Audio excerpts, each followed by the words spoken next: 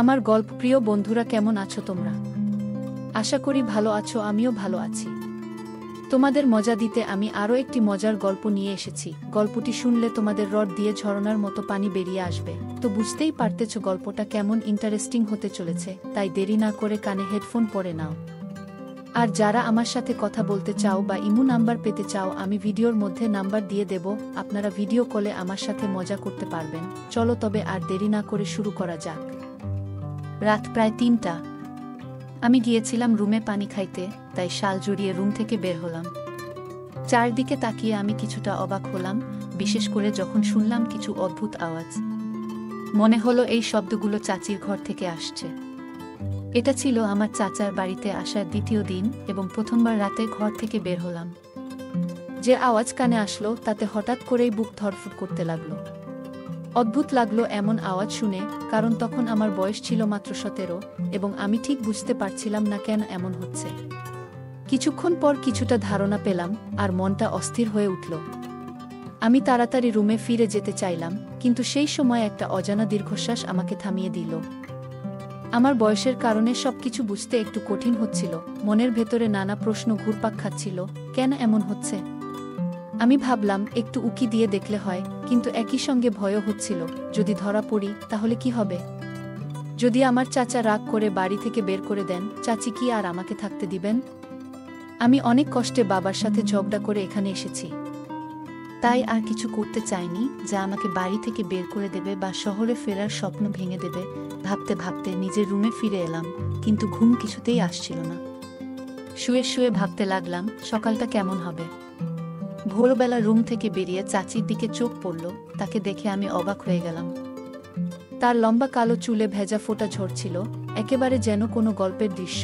মনে হচ্ছিল সে স্নান সেরে এসেছে আর তার ভেজা চুলের ফোঁটা ধীরে ধীরে তার শরীর স্পর্শ করে নিচে নামছিল। তার পরনে থাকা নীল শাড়িটি সেই মুহূর্তে যেন আরও বেশি মোহময় হয়ে উঠেছিল। তার চোখে এক অদ্ভুত ঝলক দেখা যাচ্ছিল, যেন এই দিনটি তার জীবনে অন্য সব দিনের চেয়ে আলাদা ছিল।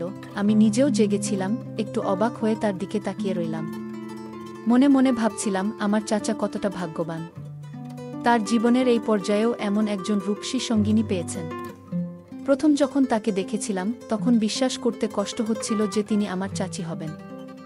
তার সঙ্গে চাচার বিয়ে হয়েছিল অনেক বছর আগে, আর এখন আমার চাচির বয়স ছিল প্রায় 40 বছর। কিছু ব্যক্তিগত সমস্যার কারণে চাচা গ্রামের বাইরে ছিলেন, কিন্তু সম্প্রতি তারা আবার গ্রামে ফিরেছেন আমাদের সাথে দেখা করতে। চাচা যখন আমাদের জানালেন যে তিনি শহরে বিয়ে করেছেন, তখন তিনি খুব খুশি ছিলেন। পরে যখন চাচিকে আমাদের সাথে পরিচয় করিয়ে দিলেন, তখন আমরাও খুব আনন্দিত হলাম। বাবা ও চাচার মধ্যে কিছুটা দূরত্ব ছিল, কিন্তু সে সময় সবাই মিলে বেশ আনন্দ করছিল। চাচা এবং চাচি কয়েকদিন আমাদের সাথে কাটিয়ে শহরে ফিরে যাওয়ার সময় চাচা আমাকে শহরে আসার আমন্ত্রণ জানিয়েছিল। পরীক্ষার পর ছুটি পেয়েই আমি সরাসরি শহরে চলে আসি তার সেই আমন্ত্রণে সাড়া দিয়ে। কারণ চাচিকে আমার অনেক ভালো লাগতো, তাই তার কাছে যাওয়ার ভীষণ ইচ্ছা ছিল আমার। আমার বাবা প্রথমে চেয়েছিল না যে আমি শহরের পরিবেশে ঢুকি, তাই তিনি আমাকে নিরুৎসাহিত করছিলেন। কিন্তু আমি নিজের ইচ্ছায় শহরে চলে এসেছি। এখানে মাত্র 2 দিন হয়েছে। আমার চাচিকে দেখে একটু হতবাক হয়ে গেলাম, কারণ গ্রামে থাকার সময় তাকে এতটা ভালোভাবে দেখিনি।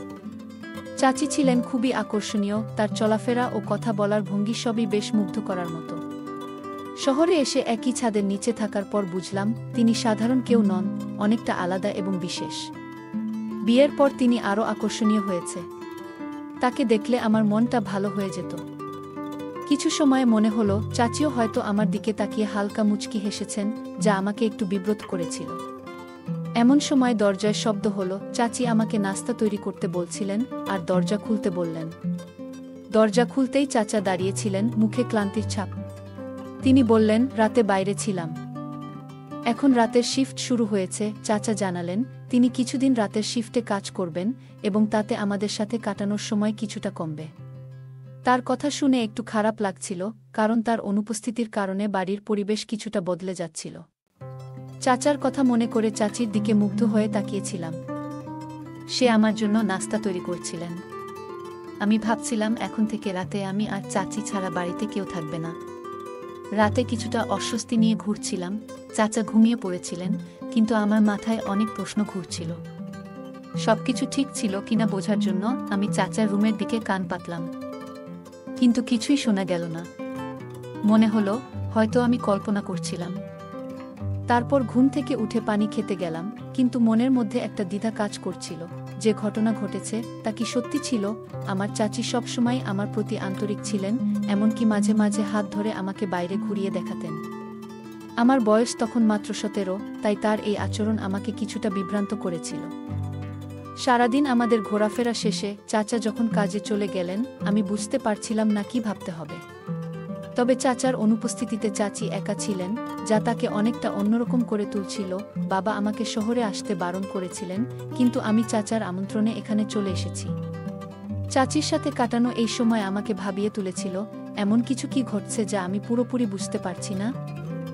আমার চাচির সাথে রাতে একা থাকা ঠিক ছিল না, বিশেষ করে যখন আমার চাচা কাজে চলে যেতেন।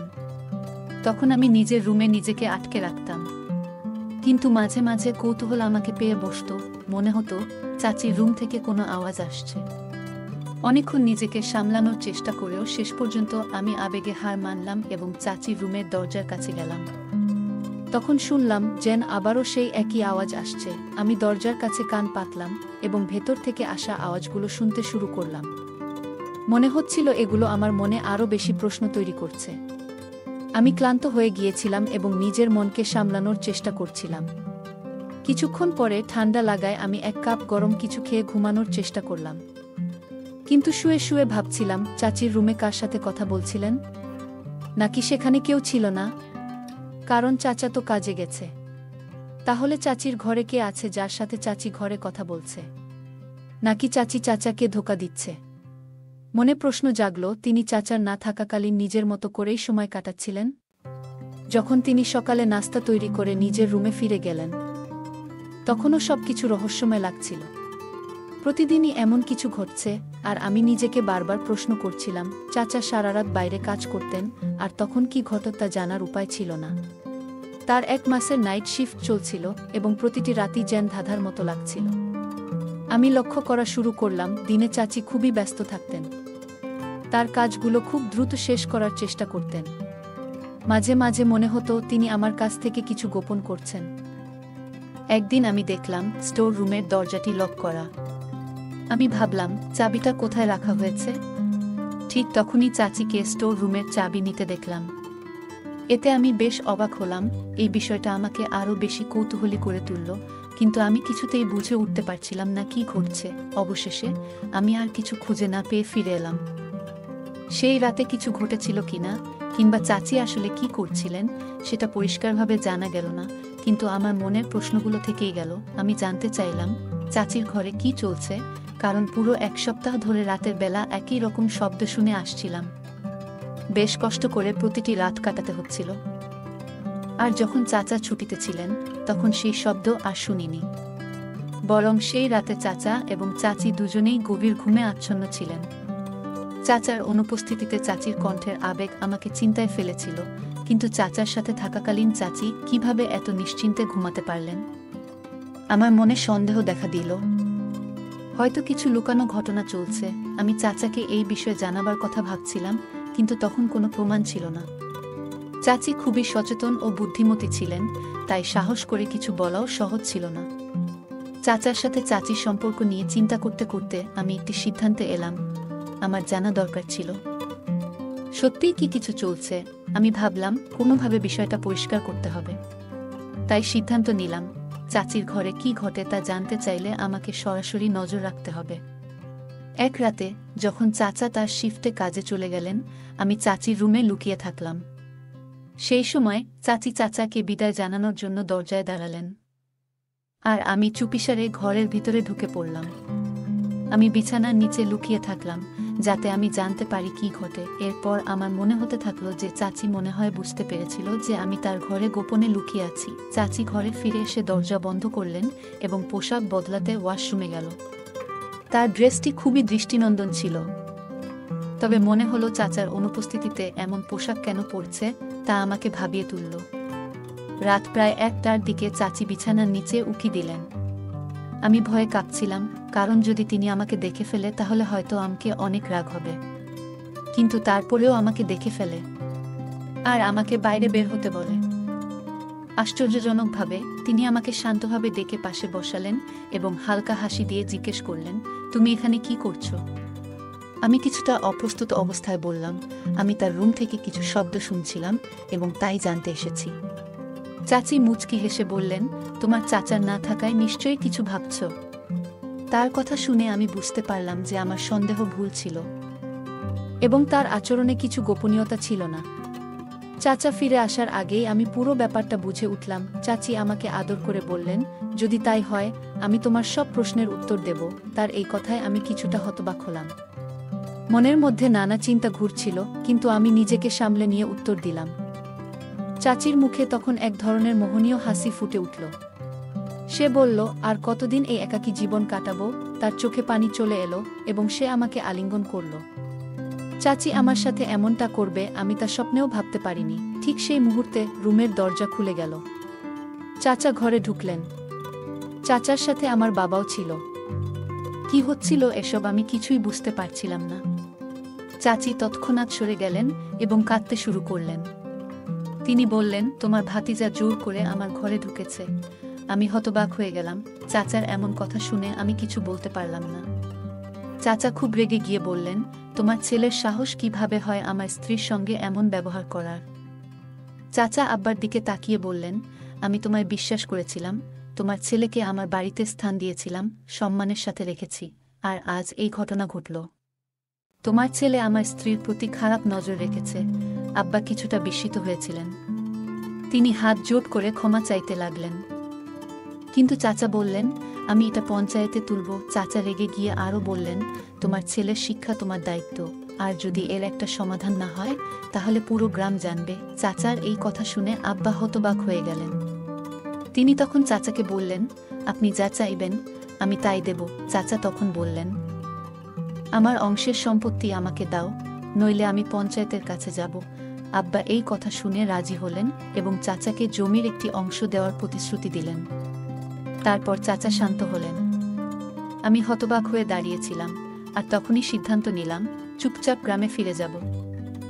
পরে আমাকে চাচা হাসতে হাসতে বলে, তুমি কি জানো, একদিন তোর বাবা আমাকে বাড়ি থেকে বের করে দিয়েছিল আর বলে দিয়েছে আমার চরিত্র ভালো নয়। চাচা আরও বললেন, তোর বয়সী ছেলেদের অনেক ভুল ধারণা থাকে, তাই আমরা সেই কারণেই তোমার বাবার সাথে এসব বলে অর্ধেক জমি নিয়েছি।